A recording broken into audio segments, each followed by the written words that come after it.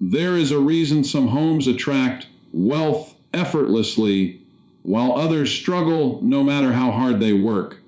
It has nothing to do with luck. It has nothing to do with your job. It has to do with what you keep and what you don't keep inside the four walls you call home.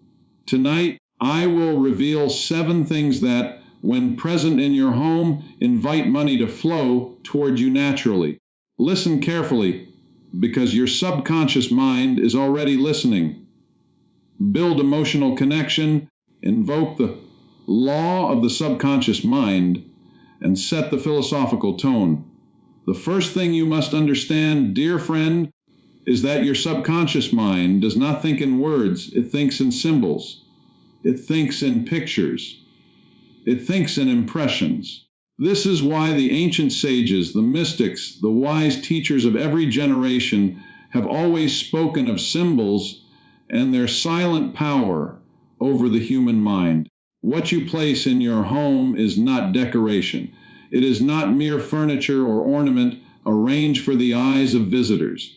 It is a message repeated silently, day after day, hour after hour, to the deepest part of your being, your subconscious mind, which governs everything you attract into your life. Consider this. Every time your eyes fall upon an object, an impression is made. If that object speaks of lack, of poverty, of things broken or unfinished or forgotten, your subconscious mind receives that message and begins to build your reality around it. But if that object speaks of abundance, of completion, of flow and prosperity, your subconscious mind begins quietly and without resistance to rearrange your circumstances to match that inner impression. This is why I say to you, choose a symbol of abundance for your home. It need not be costly. It need not be extravagant. It could be a bowl kept always full, never allowed to sit empty. It could be a small dish of coins, growing steadily, reminding your inner mind daily that wealth accumulates in this household. It could be a flourishing plant, green and alive, whose growth mirrors the growth you wish to see in your own finances. It could be an image, a painting, a written affirmation placed where your eyes rest each morning before the business of the day begins. The mechanism is simple, though profound. Your conscious mind may doubt. Your conscious mind may argue, may say, this is superstition. This is nothing but an object. But your subconscious mind does not argue. It does not analyze. It simply absorbs the repeated impression and acts upon it, weaving your outer circumstances to match your inner conviction. This is the law that Dr. Murphy taught throughout his life. As within, so without. As you picture it in your mind and reinforce that picture through your environment, so shall it manifest in your world. I ask you now to look around your own home. What symbols surround you? Do they whisper lack, or do they whisper plenty? Do they remind you daily of what is missing? Or do they remind you daily of what is growing, flowing, expanding? The wealthy of mind, not merely the wealthy of pocket, understand this principle instinctively. They surround themselves, consciously or not, with reminders of increase.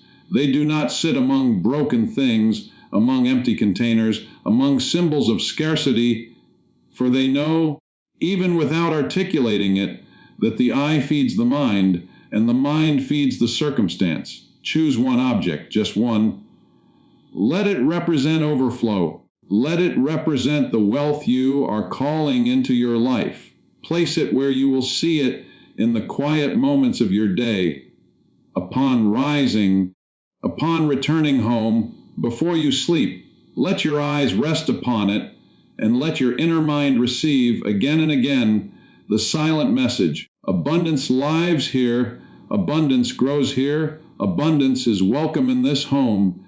Now let us turn to something equally powerful, though far less discussed. The condition of the space in which you live and its silent correspondence with the condition of your mind.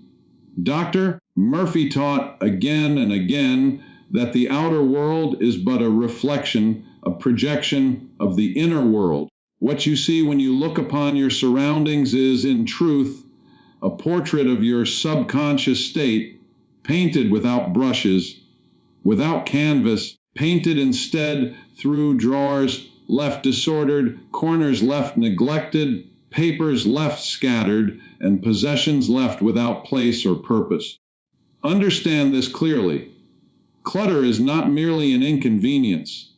It is not simply an aesthetic matter, a question of tidiness for the sake of appearances. Clutter is frozen indecision. It is postponed thought.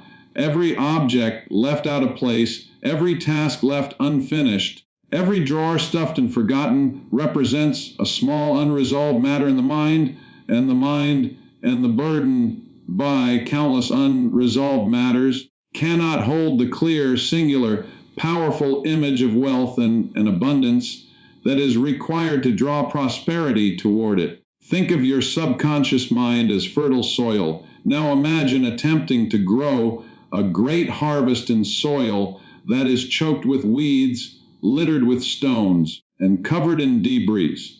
However fine the seed you plant, however sincere your prayer, however firm your affirmation of wealth, it struggles to take root amid such disorder. This is why the wise of every age have spoken of order as a spiritual discipline, not merely a domestic one.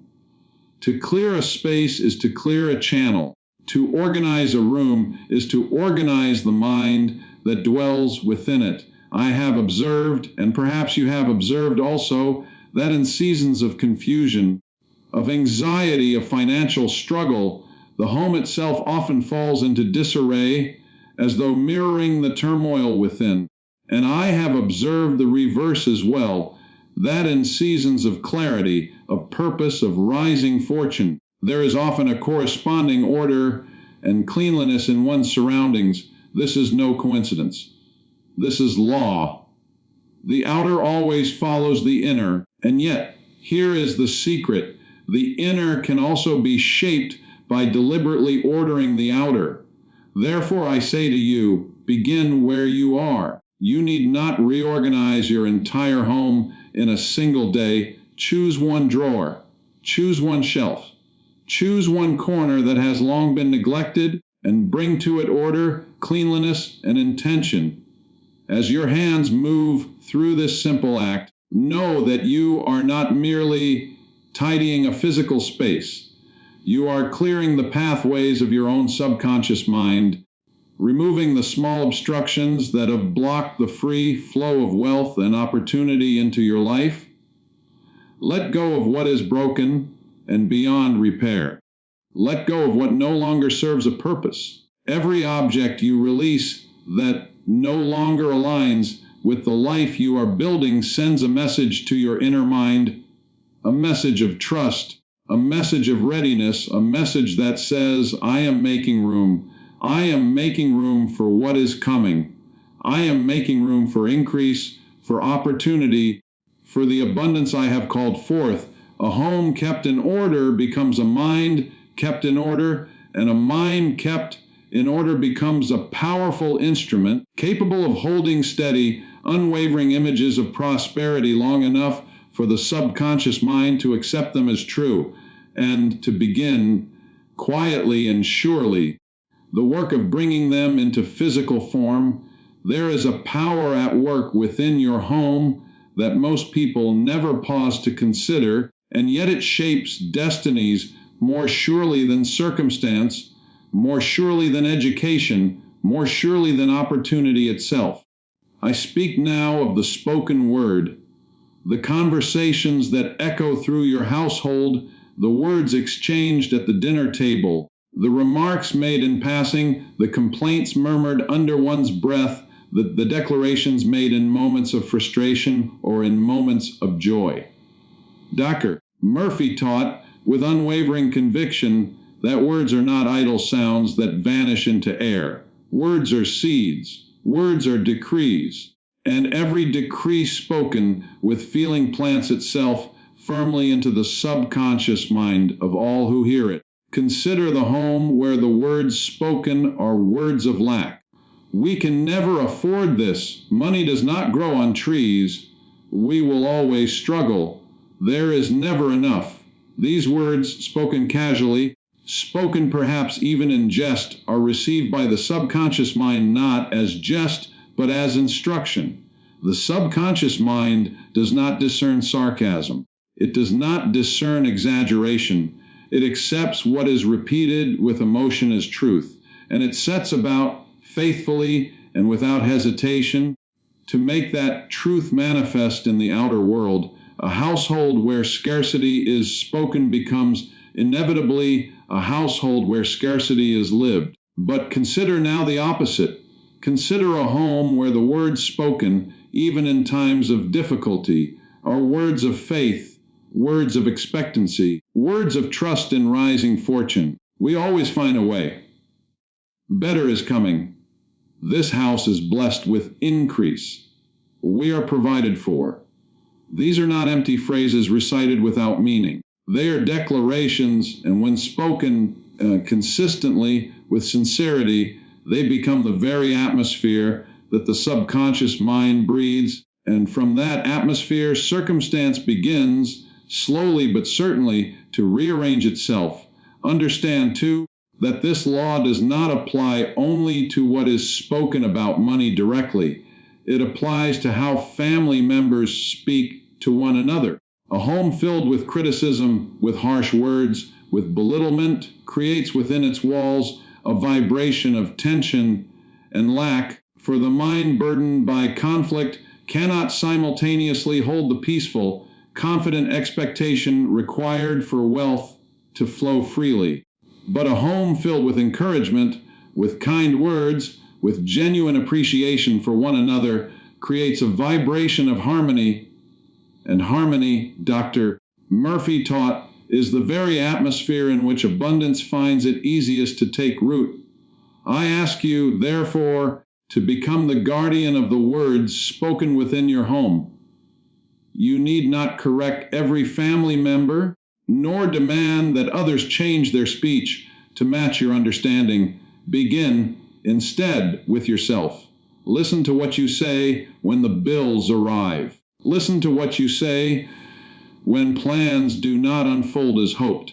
Listen to the words that pass your lips in moments of stress, for these are the moments when your true, habitual programming reveals itself most clearly. Replace the language of scarcity with the language of expectation, gently and consistently, and you will find in time that the very atmosphere of your home begins to shift. Children absorb these words and carry them forward into their own lives. Partners absorb these words and begin unconsciously to mirror them back. The home becomes, quite literally, a chamber in which the spoken word is amplified, repeated, and eventually made manifest. For what is declared within those walls, with feeling and repetition, rarely fails to find its way into the world outside them.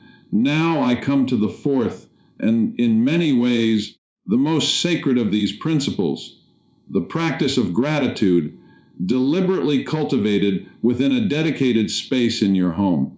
Dr. Murphy taught that gratitude is not simply a pleasant emotion to be felt occasionally when something fortunate occurs. Gratitude is a technique. Gratitude is a law. It is perhaps the single most direct way of speaking to your subconscious mind in a language it immediately understands and accepts as true. Consider why this is so. When you feel genuine gratitude for something, you are, in that moment, affirming to your subconscious mind that the thing for which you are grateful already exists, already belongs to you, is already yours in substance. This is entirely different from wishing, from hoping, from longing for what is absent. Gratitude assumes fulfillment, and the subconscious mind, which cannot distinguish between a vividly felt inner reality and outer fact, responds to that assumption by working faithfully and tirelessly to bring your outer circumstances into agreement with what you have already accepted as true within. This is why I urge you to create within your home a corner, however small, dedicated entirely to this practice. It need not be elaborate. It need not require great expense or great space. A small table, a single chair, perhaps a candle, a written list, a quiet symbol of what you are thankful for. What matters is not the appearance of this space, but the consistency with which you return to it, and the sincerity of feeling you bring each time you sit within it. In this sacred corner, speak your thanks, not for what you hope will come, but for what you already have. Give thanks for the roof above you, the food upon your table, the income that has already found its way into your hands. However modest it may seem, give thanks for the abundance already present, for it is here, in the sincere acknowledgement of present blessing, that the subconscious mind receives its clearest, most powerful instruction to multiply what is already flowing toward you. Many people make the error of waiting to feel grateful until circumstances improve. They say, "When I have more, then I will be thankful." But this reverses the very law by which increase operates. Dr. Murphy taught, without exception, that gratitude must precede increase, not follow it. The feeling of thankfulness, cultivated deliberately and consistently, is the very magnet that draws greater abundance toward you. To wait for wealth before feeling grateful is to wait for the harvest before planting the seed. Let this corner of your home become a daily ritual, not an occasional indulgence. Morning or evening, choose a moment of stillness and speak aloud if possible, for the spoken word carries greater power than the silent thought. The specific things for which you are thankful. Do not rush through this practice mechanically. Feel it. Let the emotion behind the words rise genuinely within you, for it is not the words alone that move the subconscious mind, but the feeling with which those words are charged. Over time, this sacred corner becomes more than a physical space. It becomes an anchor point within your home, a place your family instinctively associates with peace, with sufficiency, with quiet confidence in rising fortune. And as this feeling of gratitude deepens and becomes habitual, you will find, as countless others before you have found, that the very circumstances of your life begin gently and then unmistakably to rearrange themselves in accordance with the abundance you have already faithfully given thanks for